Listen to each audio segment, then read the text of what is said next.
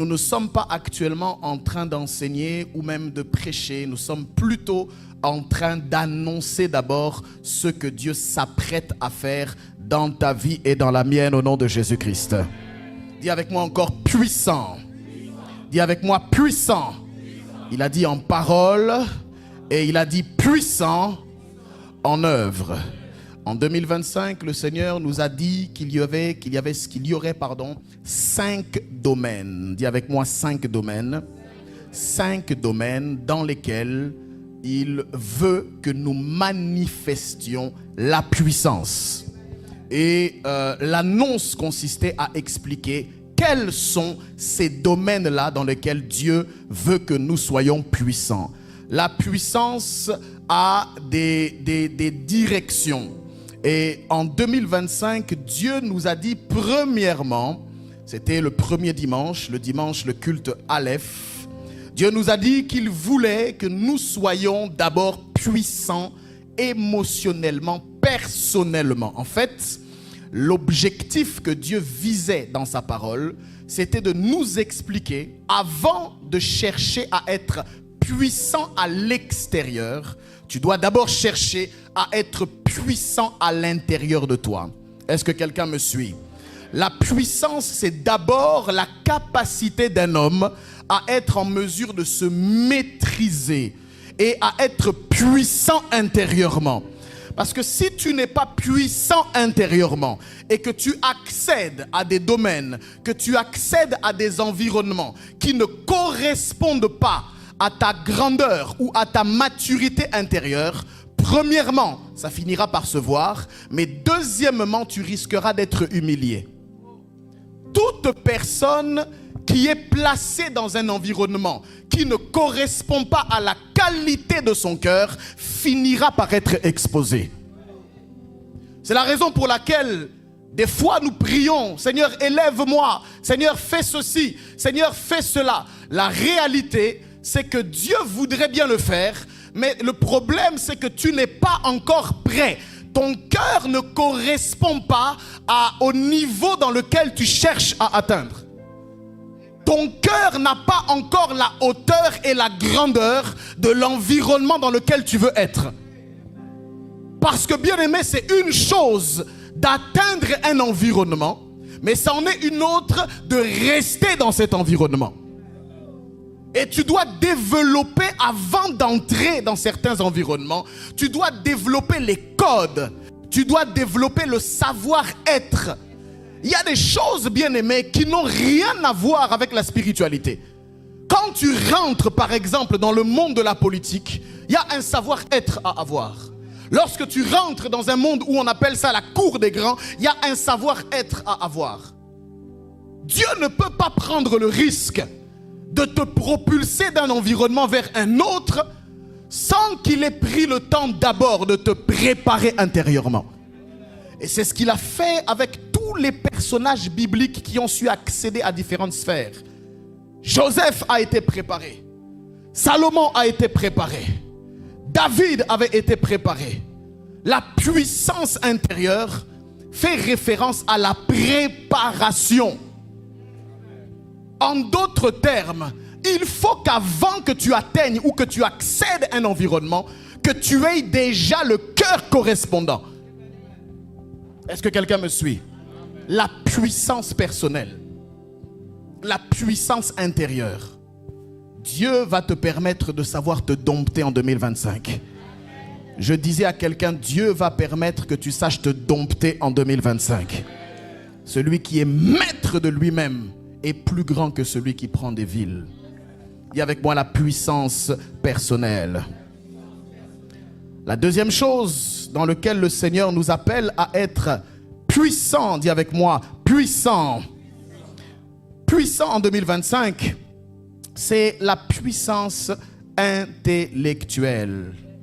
Alléluia. Dieu nous appelle à être puissants intellectuellement.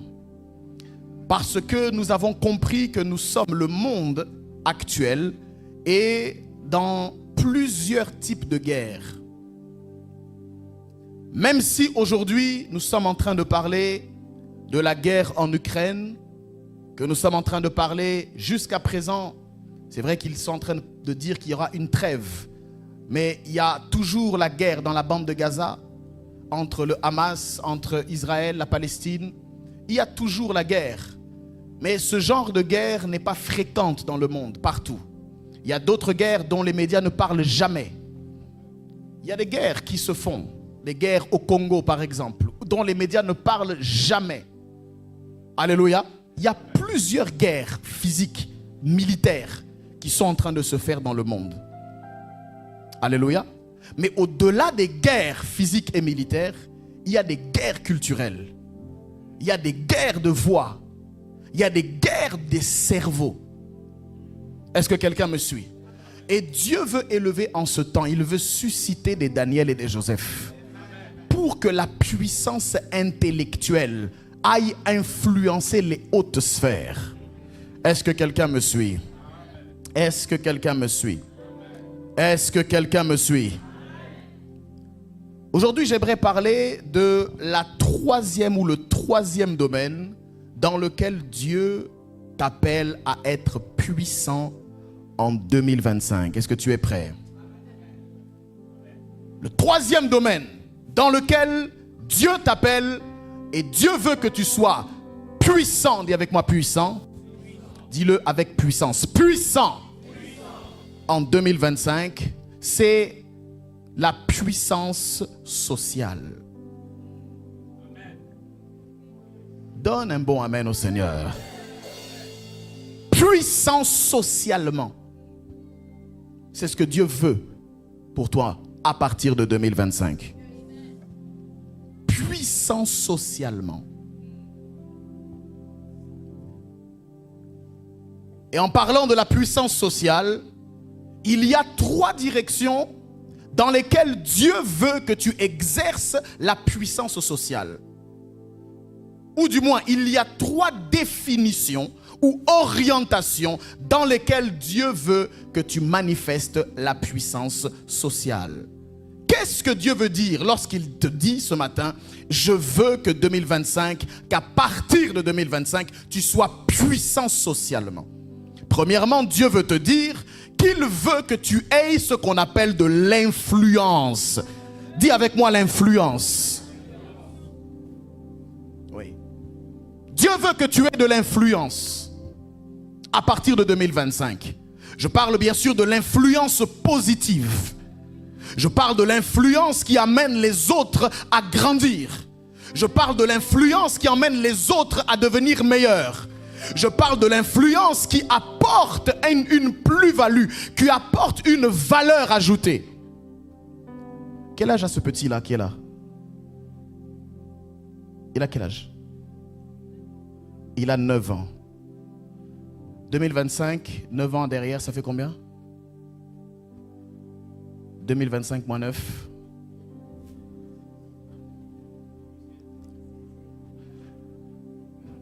Béré, donne-moi un nom de fille qui commence avec un L. Le nom qui te vient. Avec un L. L. Lauriane, continue. Ok, vas-y.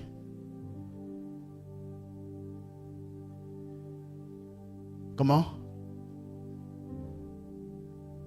Continue, continue. Je sais pourquoi je te demande ça. Ok, continue. Pas un nom que tu connais ici. L'offrande la padaba. Est-ce que tu es avec moi ce matin? Le Saint-Esprit est présent. Quelque chose est en train de se passer dans l'atmosphère. Si tu es sensible, c'est en train d'arriver. Ça va descendre. T'inquiète pas. Toi, sois seulement calme. Ça descend tranquillement. Merci Saint-Esprit. Je disais donc, mon Dieu. Je disais donc, Dieu, dans la première branche de la puissance sociale, il veut t'appeler à être influent. Et ce que Dieu veut dire lorsqu'il parle d'influence, c'est qu'il veut que cette influence puisse inspirer, dis avec moi inspirer, ou convaincre les autres grâce à tes idées, grâce, deuxième chose, à ton autorité, Mais aussi, troisième chose, à l'onction ou au charisme spirituel que tu transportes lorsque tu marches.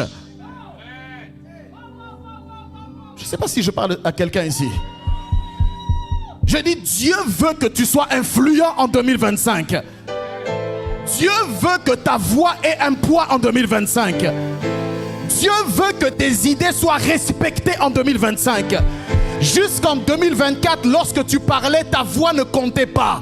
Jusqu'en 2024, ce que tu disais n'avait aucune importance. Jusqu'en 2024, ce que tu pensais ne souciait personne. Mais je dis à partir de 2025, la puissance que Dieu t'accorde, c'est qu'il te donne la puissance intellectuelle d'avoir de l'influence positive. Où je dis aussi que même les décideurs viendront à ton chevet pour écouter ce que tu penses d'une situation. Je prophétise dans la vie d'une personne que Dieu va utiliser le son de ta voix pour être influent en 2025. Et tu seras influente en 2025. Ce que tu faisais jusqu'à présent, ce n'était que de la figuration. Mais à partir de 2025, Dieu t'appelle à l'impact. Est-ce que quelqu'un peut donner un bon amen?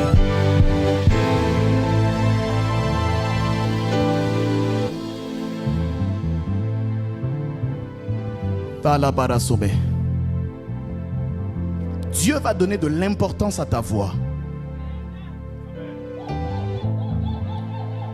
Tu sais, il y a des personnes dont la vie ne compte même pas. Je me souviens, il y avait une époque, j'étais dans une école. J'étais perdu au milieu des autres. Parce qu'ils venaient tous d'un même milieu. J'étais comme un intrus. Et mon avis ne comptait même pas. Des fois, vous savez, pour s'intégrer, je faisais l'effort de participer. Mais même quand je faisais l'effort de participer, je lève la main, on m'interroge, je donne la réponse, elle ne répond même pas. Elle va voir un autre élève, quelque chose d'autre. Donc ma voix n'avait aucun poids. Mon avis n'avait aucune importance. Mais bien aimé, par la grâce de Dieu, à la fin de cette année, de cette même année scolaire, lorsqu'il y avait quelque chose, première personne à qui on s'adresse, demandons à Doré ce qu'il en pense. C'est ce que Dieu va faire. Ceux qui n'écoutaient pas commenceront à t'écouter, parce que Dieu va mettre sur ta langue une parole de sagesse, une parole de sagesse qui amènera les autres à être forcés d'écouter quand même ce que tu as à dire. La Bible déclare, lorsque David est allé auprès de Saoul, Saoul a vu que David était enfant, mais parce qu'il avait une parole de sagesse, Saoul a dit, écoutons-le quand même. Je prophétise qu'on t'écoutera quand même. Là où on t'avait négligé, on commencera à t'écouter. Là où on t'avait méprisé, on commencera à t'écouter. À cause de la sagesse que Dieu va déposer en toi.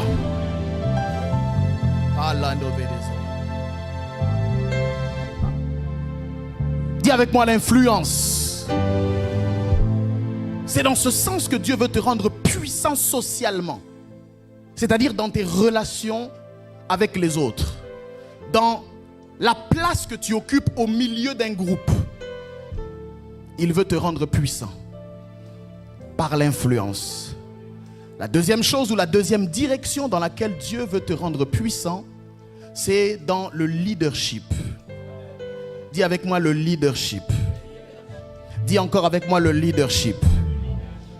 Le leadership, dans le sens où Dieu veut que tu sois en mesure d'inspirer un modèle pour les autres. Afin que, même sans parole, ton attitude et ton comportement amènent les autres à adhérer à ta façon de faire. Parce que ta façon de faire ne sera pas inspirée d'un homme, mais parce que ta façon de faire sera inspirée par le Seigneur. Dieu veut, par le leadership, que tu sois en mesure de diriger des groupes ou des communautés, mais avec une vision et surtout avec un impact.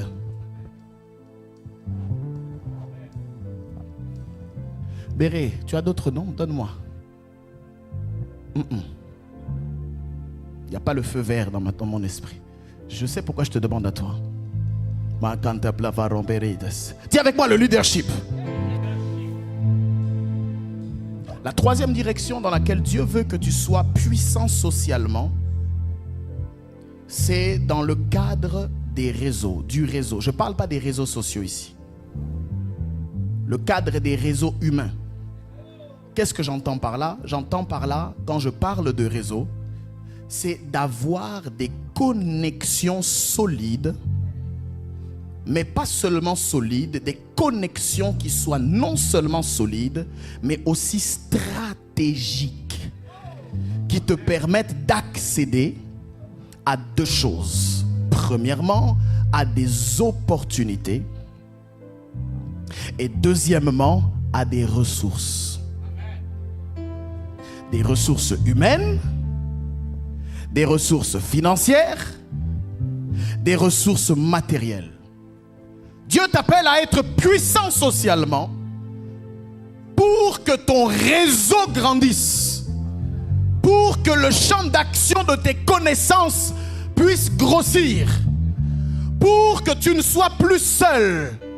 Je prie que le Seigneur appelle et attire à toi ce qu'on appelle des partenaires de destinée. Je suis en train de faire fuir et de fermer la porte à toutes les personnes qui sont dans ta vie comme des bagages excédentaires, et j'appelle du nord, du sud, de l'est et de l'ouest toutes les personnes qui sont censées t'accompagner dans la mission que Dieu t'a confiée. Je parle de Abed, Nego, de Méshach et de Shadrach. Je parle des compagnons de Daniel. Je suis en train de parler des vaillants hommes de David. Que Dieu pourvoie pour toi les personnes qui t'emmèneront en haut, qui ne t'attireront pas vers le bas. Des personnes qui pourront prier avec toi. Des personnes qui pourront faire des affaires avec toi. Des personnes qui pourront se connecter à toi pour que ta destinée prenne une autre tournure. Je ne sais pas à qui je parle, mais je suis en train de parler à un paralytique. Que les 4 amis soient ton partage. J'appelle les connexions divines à être ton partage. À être ton partage. À être ton partage. Je le déclare au nom de...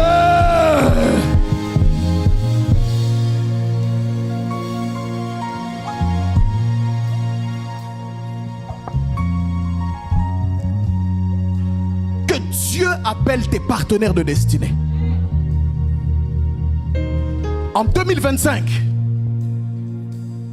je prie que même si toi tu refuses personnellement, que Dieu fasse exprès qu'il y ait un tri qui soit fait dans tes relations.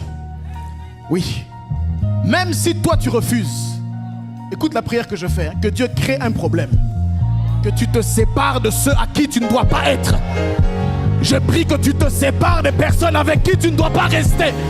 Je prie que ce soit le cas. Même si tu refuses, Dieu va provoquer cela.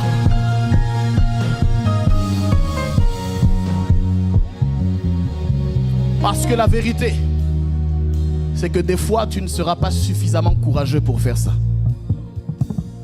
Tu ne seras pas suffisamment courageux. Alors il faut que Dieu crée un problème.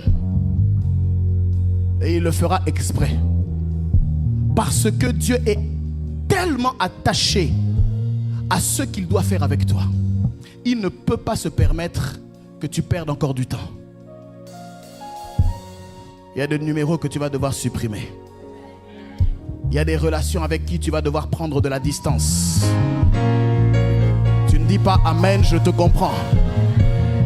Tu ne dis pas Amen, je te comprends bien. Mais je répète, il y a des numéros que tu vas devoir appeler moins souvent. Il y a même des numéros potentiellement que tu vas devoir effacer. Peut-être ce sera pour les retrouver plus tard. Mais actuellement, là, en 2025, j'ai du travail à faire. Je n'ai pas le temps à passer 2 heures, à passer 3 heures, à passer 4 heures pour ne rien dire, pour perdre mon temps. J'ai des choses à faire avec l'Éternel qui m'a appelé. J'ai des missions à accomplir. J'ai un ministère à accomplir. J'ai une famille à élever. J'ai une femme dont je dois m'occuper. J'ai des brebis que je dois nourrir. Je n'ai pas le temps pour les futilités. Que Dieu fasse cela. Je dis amen moi-même pour toi. Que Dieu agisse. Il est possible que tu te retrouves presque seul après cette prière. Mais c'est certainement ça dont tu as besoin. Oui, d'autres personnes, ce dont ils ont besoin, c'est d'abord être seuls. Je ne suis pas en train d'encourager l'isolement. Mais je te dis que des fois, il y a des saisons de la vie où tu as besoin de te retrouver seul face à toi-même et seul face à tes objectifs. Certains d'entre vous, vous avez même peur de vous retrouver seul parce que vous savez très bien que lorsque vous vous regardez face au miroir, il y a une forme de honte qui est là.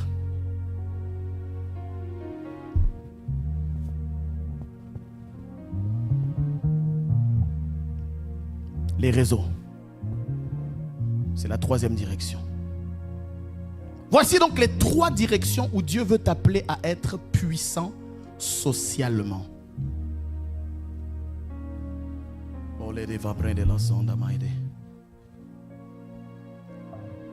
Ça, c'est les 3 directions.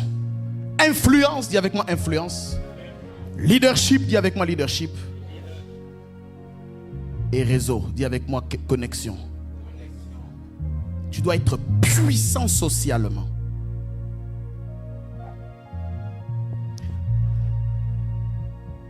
Maman Nadia, donne-moi un nom avec un L, un nom féminin. Ok, continue. Ça vient. Continue. Oui, vas-y.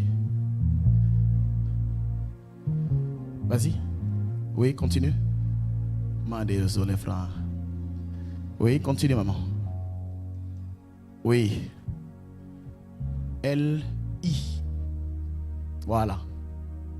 Mandela Parazo. Ça descend. Merci Saint-Esprit. Les Brandala. Continue. Lève tes mains au ciel, prie le Seigneur. Oh, Blekereta Brandazona.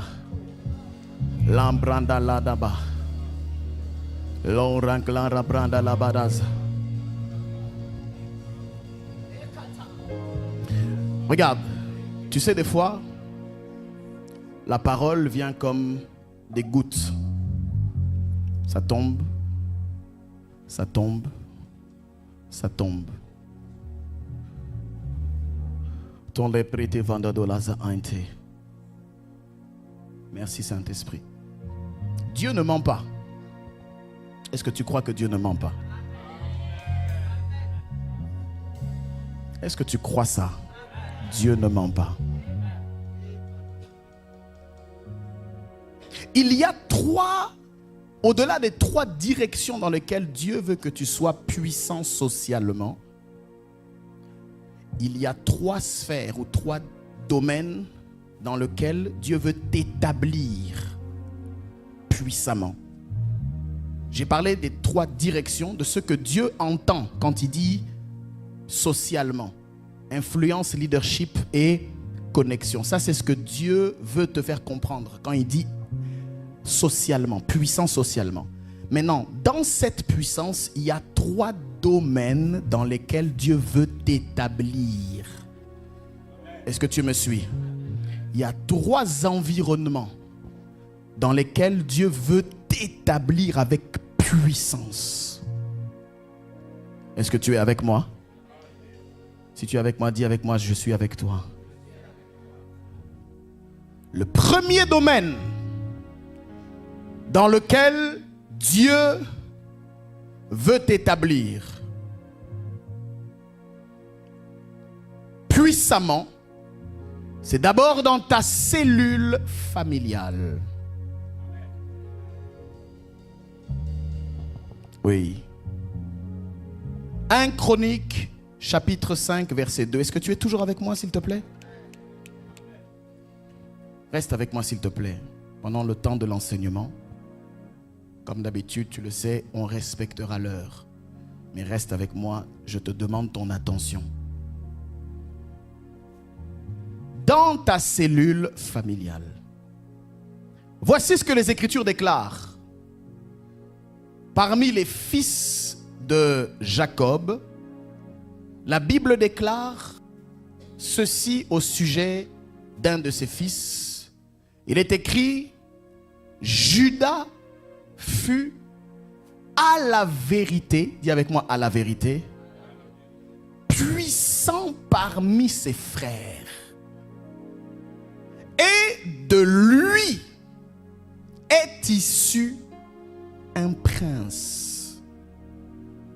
Mais le droit d'aînesse est à Joseph. Judas fut à la vérité, dis avec moi encore, à la vérité, puissant parmi ses frères. Et de lui est issu un prince. Mais le droit d'aînesse est à Joseph. Alléluia. Judas, dans la description que les Écritures donnent de lui et dans la place qu'il occupait dans sa cellule familiale, était considéré comme impuissant parmi ses frères. Et la Bible déclare que de lui est sorti un prince. Parce que la promesse avait été faite sur Judas que de lui sortirait la lignée royale. Et nous voyons donc que non seulement Dieu va accomplir sa promesse, la parole prophétique, mais en plus de ça, le Seigneur va permettre qu'il soit établi puissamment parmi ses frères. Est-ce que quelqu'un me suit? Et voici donc le premier environnement dans lequel Dieu veut t'établir comme étant puissant. C'est dans ta cellule familiale. Est-ce que quelqu'un me suit ici? Voyons ensemble ce que les Écritures nous disent dans 1 Chroniques chapitre 4 au verset 9. 1 Chroniques chapitre 4 au verset 9. Voici ce que les Écritures déclarent. Est-ce que nous sommes ensemble? Est-ce que nous sommes ensemble? La Bible déclare: Jaébetz, dis avec moi Jaébetz, était plus considéré que ses frères. Est-ce que c'est moi ou c'est la Bible qui le dit? Jaébetz était plus considéré que ses frères. Sa mère lui donna le nom de Jaébetz en disant: c'est parce que je l'ai enfanté avec douleur. Continuons. Jaébetz invoqua le Dieu d'Israël en disant: si tu me bénis et que tu étendes mes limites, si ta main est avec moi et si tu me préserves du malheur, en sorte que je ne sois pas dans la souffrance. Et Dieu accorda ce qu'il avait demandé. Est-ce qu'on peut acclamer la parole de Dieu?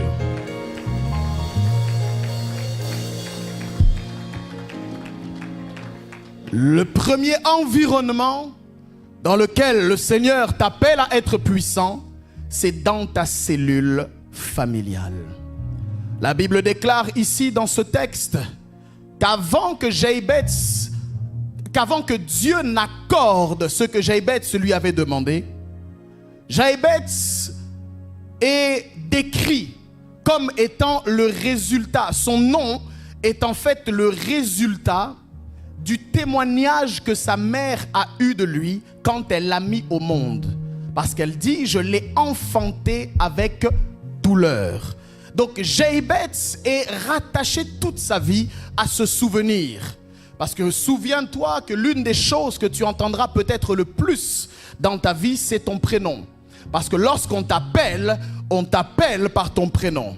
Et lorsqu'à chaque fois on disait Jaïbetz, on faisait référence à cette phrase que sa mère avait dit lorsqu'elle avait enfanté. Parce que Jaïbetz veut dire souffrance. Jaïbetz a le champ lexical de douleur. C'est comme si on dit c'est toi la douleur de la famille. C'est toi la souffrance de la famille. C'est toi qui as la chose qui fait mal dans la famille. Et Jaïbetz a compris que je ne peux pas continuer de vivre de cette manière si le Seigneur lui-même n'intervient pas dans ma vie, en sorte que je ne sois plus dans la souffrance.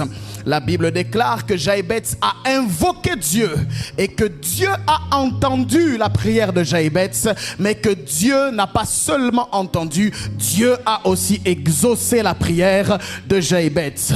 Ainsi, mon souhait pour 2025 en ce qui te concerne, c'est que tes prières soient exaucées. Là où la souffrance avait pris le pas jusqu'à présent, là où la douleur avait pris le pas jusqu'à présent, c'est que maintenant, à partir de 2025, que ta prière soit exaucée dans ta famille. Même si ton nom et ton identité étaient rattachés à la souffrance, étaient rattachés à la malédiction, étaient rattachés à la honte familiale, que Dieu t'exauce en 2025. Que la prière que tu élèves en ce lieu soit exaucée. Que la prière que tu formules en ce lieu soit exaucée. Au nom de... Mais il y a une chose que j'ai aimée dans ce texte. C'est que ce texte commence d'abord par une mise à part en particulier. On dit au verset 9 que Jaïbetz était plus considéré que ses frères. Ça veut dire que sur lui, malgré le nom qu'il portait, malgré l'identité qu'on a voulu lui coller à la peau, malgré l'imposition du nom qu'on lui a donné, il y a une chose qui ne pouvait pas perdre, qui ne pouvait pas marcher. Il y a une seule chose qu'on ne pouvait pas éteindre, c'était l'onction qui était sur lui. C'était la faveur que Dieu avait mise sur lui. C'était le signe que Dieu avait mis sur lui. Et ainsi, je m'attache à ce texte pour moi-même, mais aussi pour toi, en te disant que Dieu t'accorde l'onction de la considération. Que l'onction de la considération soit ton partage. Que l'onction de la considération soit ton partage. Que l'onction du respect soit ton partage. Que l'onction de l'honneur soit ton partage. Je déclare et je décrète que tu sois puissant, que tu sois puissant parmi tes frères, puissant parmi tes frères. Bien-aimé, que les choses soient bien claires. Le pasteur Doré n'est pas ici en train d'exciter un orgueil personnel et une compétition avec tes frères et tes sœurs. Ce n'est pas ce que je suis en train de dire. Parce que le texte nous dit dans 1 Chronique 5:2 qu'on a lu tout à l'heure, on a dit que Judas fut à la vérité puissant parmi ses frères. Et de lui est issu un prince. Mais le droit d'aînesse est à Joseph. Ce qui signifie que si Judas peut être puissant et enfanter des rois, il ne doit pas oublier que le droit d'aînesse revient à Joseph. Je suis en train de dire à quelqu'un que ce que Dieu te donne à toi, il ne l'a peut-être pas donné à l'autre. Mais ce que Dieu donne à l'autre, toi aussi tu ne l'as pas. Je prie pour l'unité familiale. Je prie pour que tu occupes ta place. Que Judas soit puissant, c'est sa place et c'est son rôle. Mais que Joseph ait le droit d'aînesse, c'est aussi sa grâce à lui. Je suis en train de prophétiser que que non seulement toi, mais aussi tes frères, mais aussi tes sœurs vont bénéficier de l'onction qui est rattachée à leur vie. Tu ne seras pas puissant pour les écraser. Tu ne seras pas puissant pour les dominer, mais tu seras puissant dans ton couloir. À chacun son couloir. Si Judas est puissant, Joseph a le droit d'aînesse. Si Joseph a le droit d'aînesse, Benjamin va tuer ses ennemis. Si Benjamin tue ses ennemis, Lévi a la prêtrise et la sacrificature. Je suis en train de parler aux familles. Tu seras puissant, mais tes frères seront aussi puissants. Dieu n'est pas égoïste pour t'élever pour rien. S'il t'élève, c'est pour que tu les bénisses. Est-ce que je parle à un Joseph? Joseph n'a pas été premier ministre d'Égypte pour manger seul. Joseph a été premier ministre pour que son ministère puisse bénir sa famille. Que Dieu t'accorde de bénir ta famille. Que Dieu t'accorde de faire du bien à tes frères. Que Dieu t'accorde de faire du bien à tes sœurs. Que par la connexion... je ne sais pas c'est à qui je parle.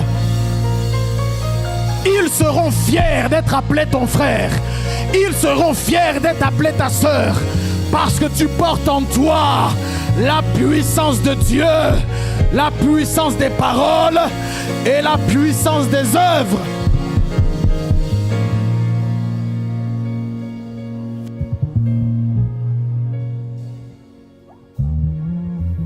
Dieu ne t'appelle pas à écraser les autres. Chacun son couloir. Chacun sa grâce. Dieu a fait de moi un sacrificateur. Et je sais qu'il a fait de mes frères d'autres choses. J'ai un frère visionnaire. C'est son couloir.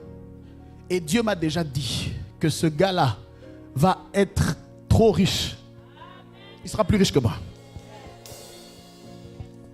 C'est lui qui d'ailleurs qui me bénira. C'est pourquoi tu dois être puissant intérieurement. Si tu n'es pas puissant intérieurement, tu vas développer des symptômes de jalousie. Pourquoi lui? Pourquoi pas moi? Parce que c'est lui et que toi c'est toi. Voilà pourquoi lui et pourquoi pas toi. Chacun son couloir. La seule chose, Dieu veut que tu marches dans l'excellence dans ton couloir. Quand tu sais dans quel couloir tu cours et quand tu sais que tu es excellent dans ce que tu fais, tu n'auras pas besoin de jalouser Joseph. La Bible déclare que les frères de Joseph étaient jaloux de lui parce que Jacob avait comme une préférence, parce que Jacob avait reçu la parole. Il n'avait pas compris qu'il y avait une étoile en particulier, que Dieu avait juste choisi quelqu'un. Oh, je prie que le choix de Dieu tombe sur toi. Que le choix de Dieu tombe sur toi. Aujourd'hui, c'est toi. En 2025, c'est toi.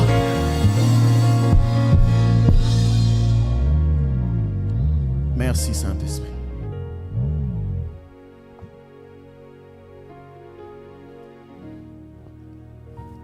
Cette année est une année de réconciliation. Joseph a dit à ses frères, lorsque vous rentrerez, ne vous querellez pas. Je vois Dieu être en train de restaurer les familles. Être en train de restaurer l'unité familiale. Dieu est le Dieu des familles. Et il va le faire à partir de 2025. Pour d'autres, ça a commencé en 2024 déjà. Et Dieu va continuer de le faire. Il va le faire dans les familles, dans tous les styles de famille. Les familles biologiques, les familles spirituelles, les familles professionnelles. Il y a un vent qui va souffler pour la restauration des familles. En quantité de parents de WSD.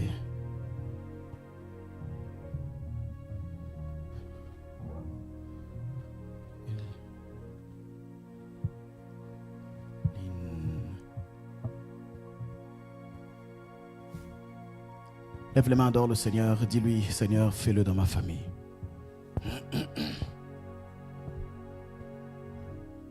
Seigneur, fais-le dans ma famille.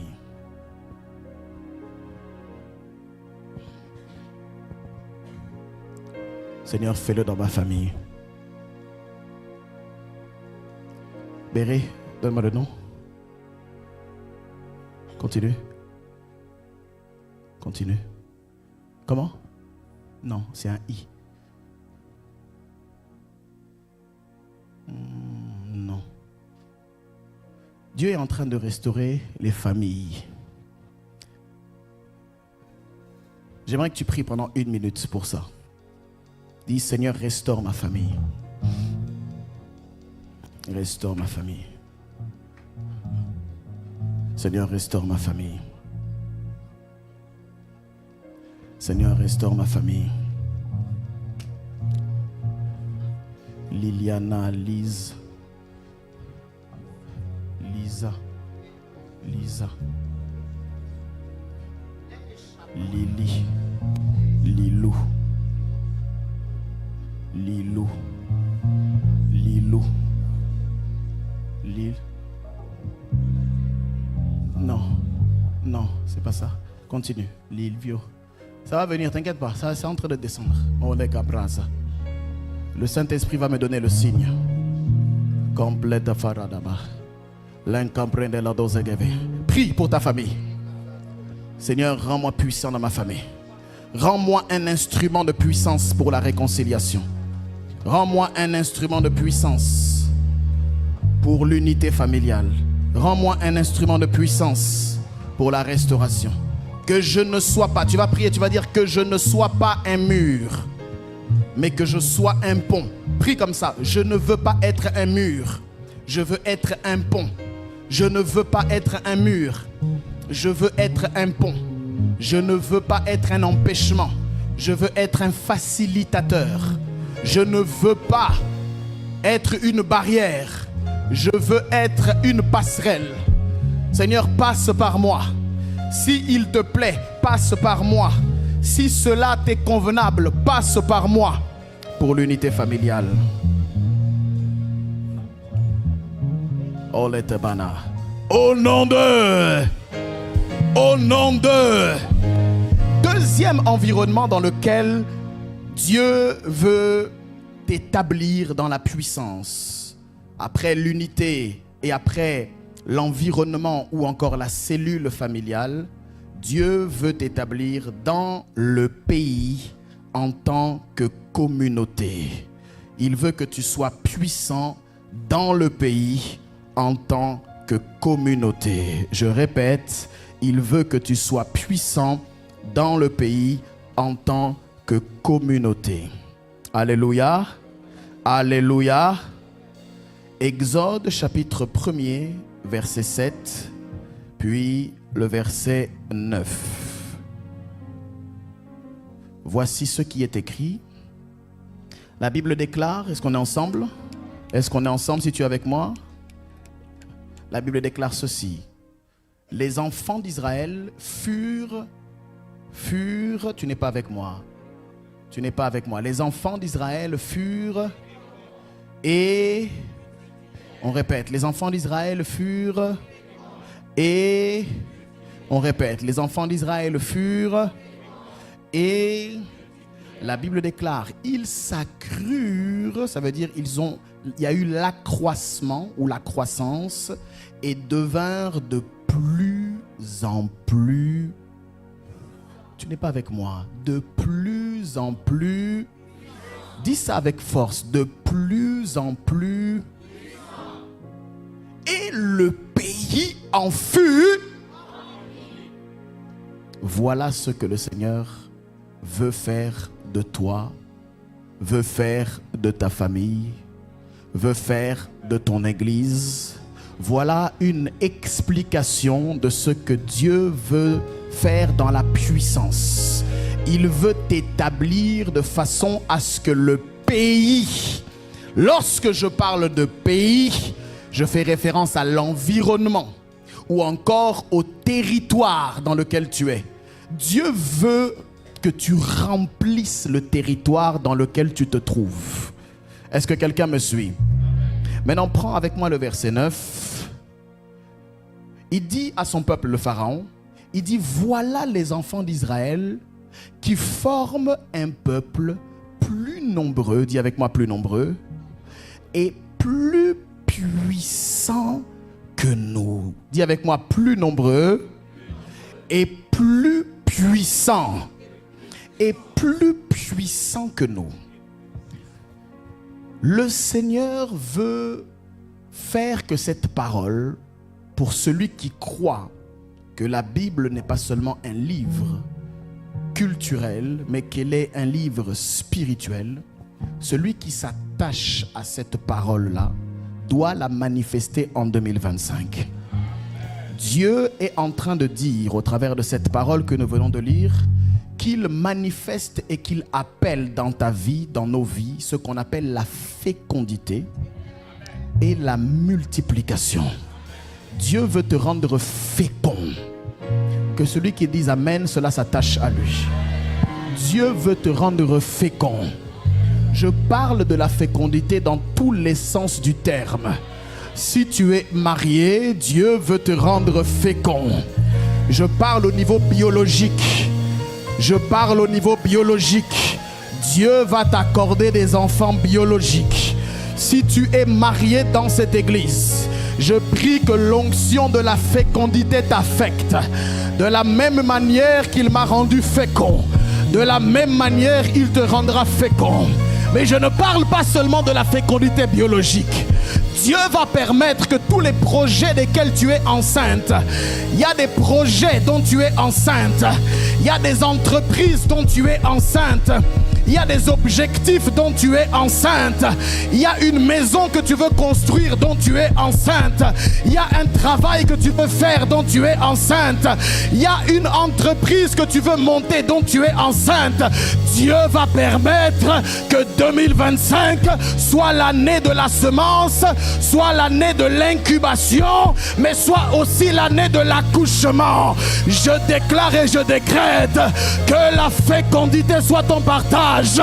Tu vas enfanter ces entreprises, tu vas enfanter ces chiffres d'affaires, tu vas enfanter ces business, tu vas enfanter ces partenariats, tu vas enfanter des fils et des filles spirituels, tu vas enfanter le ministère. Je ne sais pas à qui je suis en train de parler, mais il y a un miracle qui doit être enfanté dans la vie d'une personne. Il y a ici un évangéliste dont les miracles sont en train d'être enfantés. Je prophétise dans ta vie que le miraculeux est en train d'être enfanté. Je parle à un prophète, je parle à une prophétesse. Le prophétique est en train d'être enfanté. Je suis en train de parler à un pasteur, je suis en train de parler à un berger. Tu enfantes des brebis, tu enfantes le ministère, tu enfantes les projets. Dieu te rend fécond. En 2025, tu es fécond.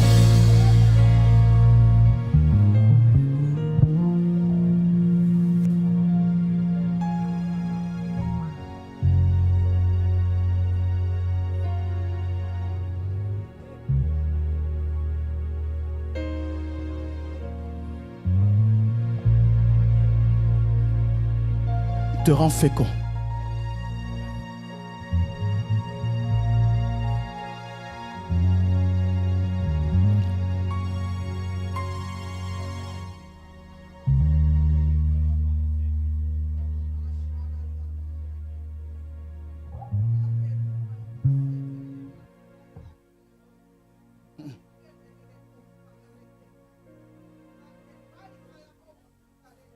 Non.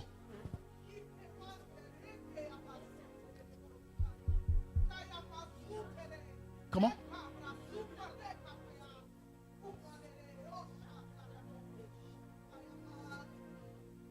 Répète. Lina. C'est Linda. C'est ça.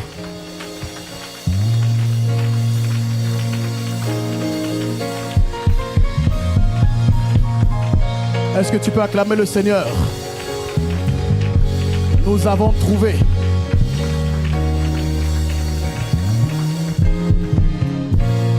Maman Nadia, tu connais Linda? C'est qui? C'est une nièce. Elle est proche de toi. Hein? C'est elle. Qu'elle se lève. S'il vous plaît, madame. Levez-vous. Je vais vous expliquer quelque chose. Depuis, dans la nuit du lundi à mardi, vers 4 heures du matin, Dieu m'a parlé de vous. Et il m'a dit ceci. En réalité, acclame d'abord le Seigneur, mon Dieu. Acclame d'abord Dieu. Célèbre Jésus. Est-ce que je peux prendre un risque prophétique? Non, est-ce que je peux prendre un risque prophétique? Si je mens, que Dieu me punisse. Mais moi, je te dis quelque chose. Ce que je te dis, je l'ai vu.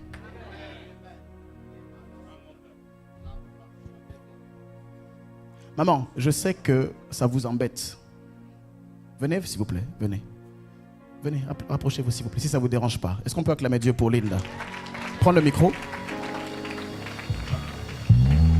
Et pourquoi je dis ça?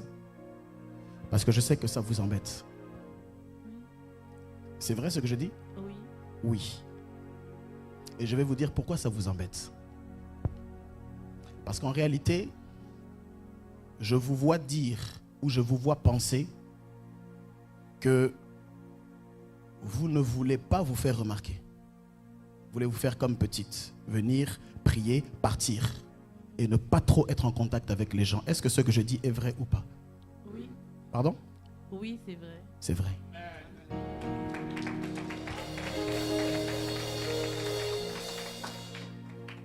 En fait, vous ne voulez pas, et même, je sais que ça vous énerve. Ne vous en faites pas, moi je ne vais pas vous en vouloir, je ne suis pas émotionnel, mais je sais que ça vous énerve. Seulement, il y a un grand problème avec vous. Vous voulez que je vous dise c'est quoi le problème? Je vais vous dire c'est quoi. Oui. Le problème, c'est que vous ne pourrez pas vous cacher. C'est ça le grand problème.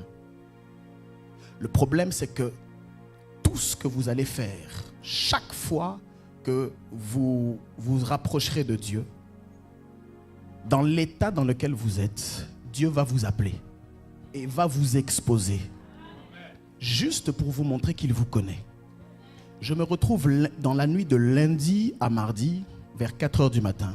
Je suis avec vous dans une ruelle et vous êtes enceinte. Vous paraissez beaucoup plus jeune que ce que vous êtes aujourd'hui.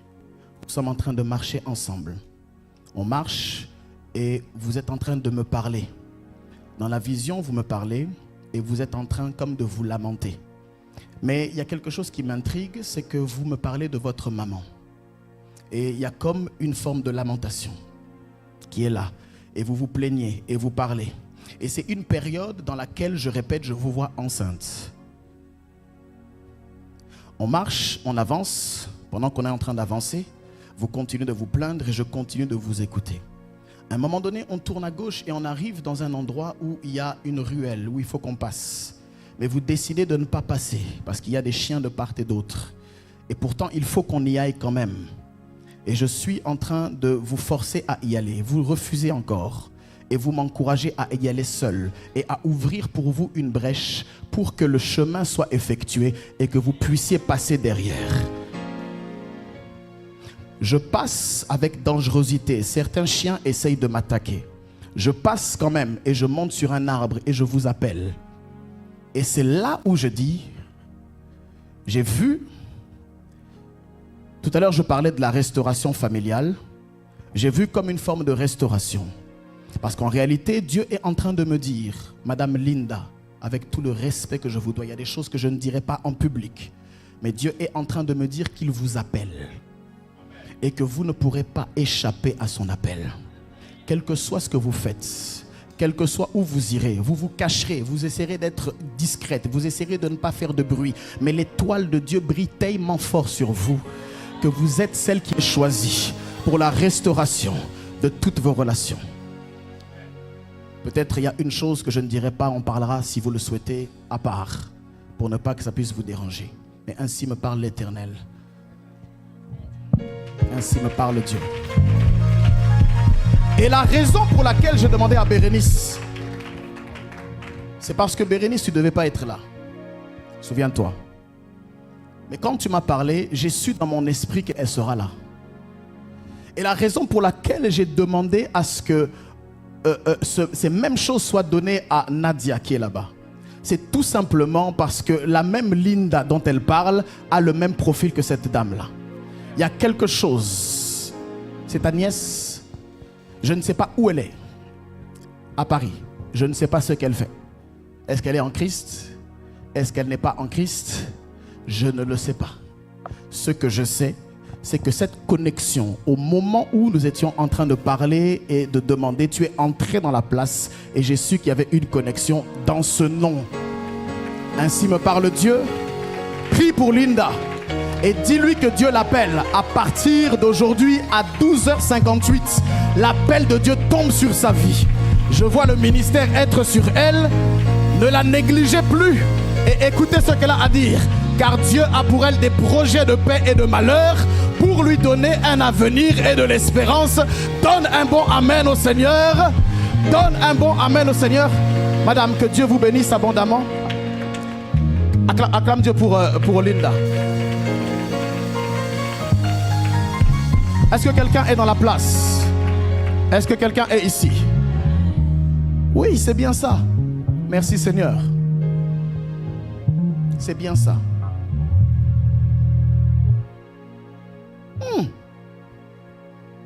Esprit du Seigneur.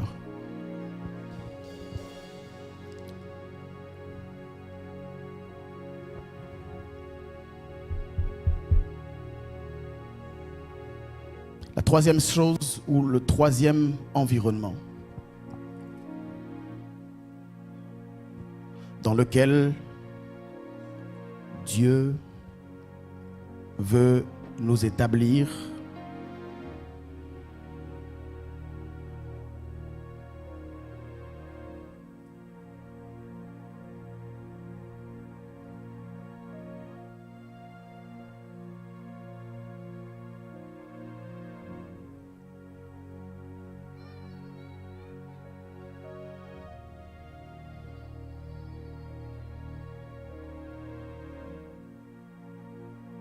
c'est après l'environnement familial, après le pays en tant que communauté.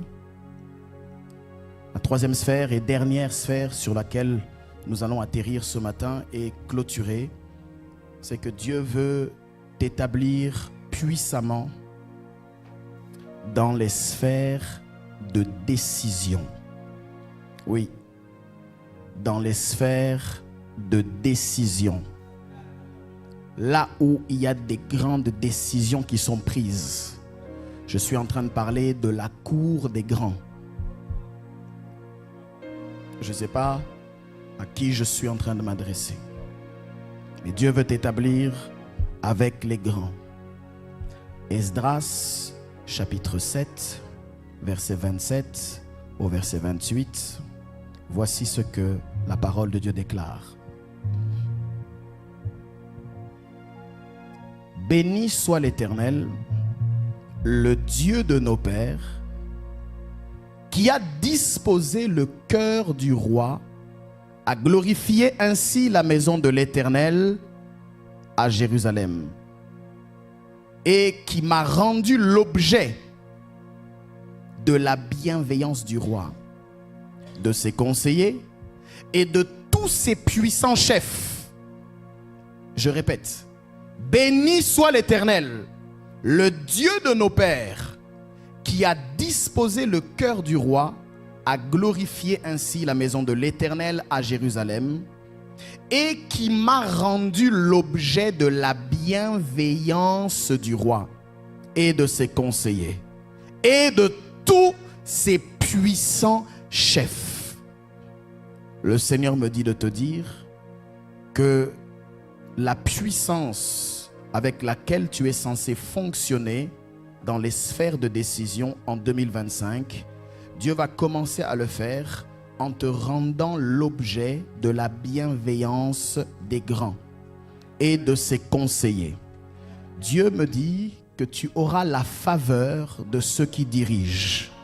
Ils auront un regard favorable sur toi. Ils auront un regard bienveillant sur toi. Tu vas bénéficier d'une grâce imméritée. Ce ne sera pas quelque chose qui sera le fruit de tes efforts, mais ce sera quelque chose qui sera le fruit de ton savoir-être.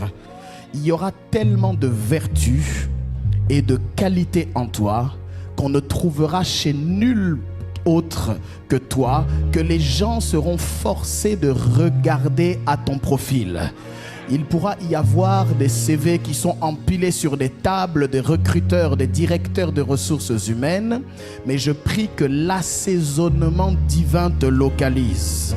Je prie que tu fasses l'objet de la bienveillance des grands, que tu fasses l'objet de la bienveillance des rois, que tu fasses l'objet de la bienveillance des maires, que tu fasses l'objet de la bienveillance du préfet.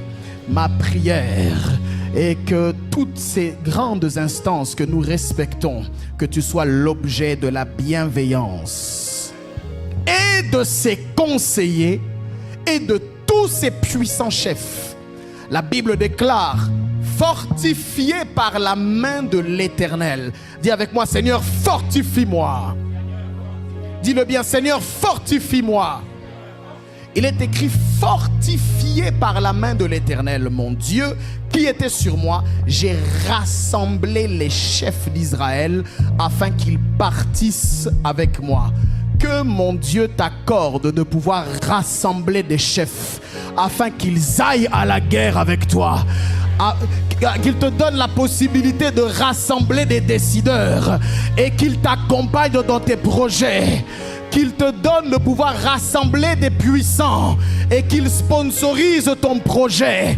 Qu'il te donne la force de rassembler les partenaires dans tes affaires et qu'il te propulse dans ton projet. Dieu va permettre et va appliquer Esther chapitre 9 verset 4 dans ta vie. La Bible déclare ceci dans Esther 4 au verset 9, Esther 9 pardon, au verset 4. La Bible déclare: car Mardoché était... Tu dors. Car Mardoché était... Où ça? Dans la maison du roi. Le Seigneur ne permet pas seulement que tu aies la bienveillance des grands, il te permet aussi d'avoir la puissance parmi les grands. Mardoché était puissant dans la maison du roi. Et sa renommée se répandait dans toutes les provinces parce qu'il devenait de plus en plus. Que ce verset s'attache à ta vie au nom de Jésus. Lorsque tu regardes l'histoire de Mardoché, tu te rendras compte qu'il était dans un pays étranger. Lui qui était juif, une loi avait été promulguée selon laquelle tous les juifs devraient être exterminés. Et même celui qui avait préparé ce complot avait déjà préparé le bois sur lequel on devait pendre Mardoché.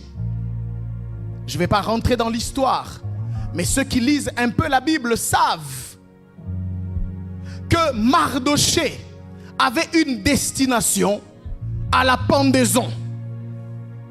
Mardoché était censé être pendu publiquement. Mais cet homme-là qui avait comploté, ce qui s'appelait Aman, avait comploté contre Mardoché et contre les Juifs, jusqu'à ce que, dis avec moi, jusqu'à ce qu'il y ait un tout à coup.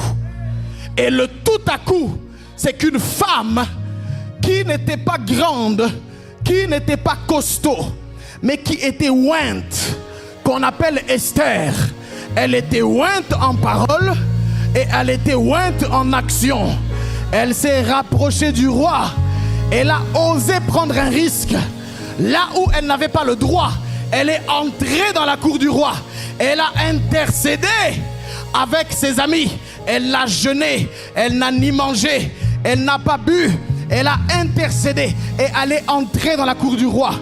Et Dieu, dans toute sa justice, Yahweh Tchitkenu, Yahweh Nissi, le Seigneur ma bannière, a retourné la situation. Il a retourné. Dis avec moi, il y a eu un shift. Il y a eu un shift. En lingala, on dit 6 et Balouka 9. Il y a eu un shift qui s'est produit. Celui qui devait pendre a été pendu. Et la Bible déclare que Aman, qui avait préparé le bois pour la pendaison de Mardochée, ne savait pas qu'il était en train de fixer sa propre mort. Que tous les ennemis qui sont en train de creuser ta tombe, ils tombent eux-mêmes. Je prie que ceux qui préparent tes funérailles puissent eux-mêmes être enterrés. Je dis qu'ils soient enterrés eux-mêmes. Je dis qu'ils soient enterrés eux-mêmes. Toute flèche qui a été envoyée contre toi, je prie qu'elle retourne à l'expéditeur. Que Aman soit pendu à ta place. La Bible déclare que Mardochée a été puissant dans la cour des rois. Mais la Bible déclare aussi que sa renommée s'est répandue. Ainsi que Dieu fasse que ta renommée se répande. Que ton nom parcourt la ville dans le bien. Que ton nom parcourt ton quartier en bien. Que ton nom parcourt le département en bien. On ne te connaîtra pas juste dans ton quartier. On ne te connaîtra pas juste dans ta ville. On ne te connaîtra pas juste dans ton département. Dieu va aller plus loin. Il passe du départemental, il passe au niveau régional. Ton nom va aller au niveau régional. Lorsqu'il passe au niveau régional, ton nom va aller au niveau national. Lorsque ton nom passera au niveau national, ton nom passera au niveau international. Ton nom va être connu. On connaîtra le Dieu qui t'a appelé. On connaîtra le Dieu qui t'a fait justice. Ce ne sera pas pour te glorifier, mais ce sera pour glorifier le Dieu qui t'a appelé. Je ne sais pas si je parle à un Mardochée ce matin. Je ne sais pas si je parle à une femme. Est-ce qu'il y a une Esther dans ce lieu? Est-ce qu'il y a un puissant dans ce lieu? Est-ce qu'il y a une puissante dans ce lieu? Si tu es puissant avec moi, lève-toi. Lève-toi, nous allons prier pendant quelques instants. Lève-toi, nous allons déclarer pendant quelques instants. Commence à prier, commence à prier. N'attends pas que je te donne un sujet. N'attends pas que je te donne un sujet.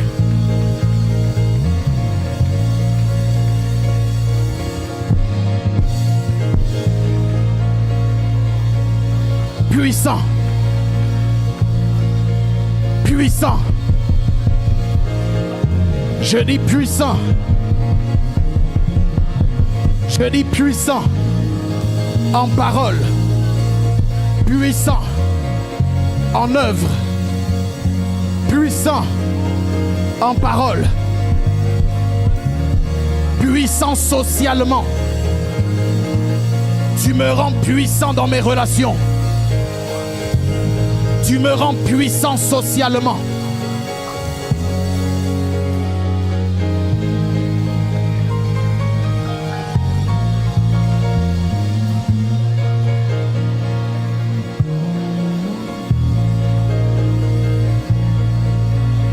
Puissant socialement.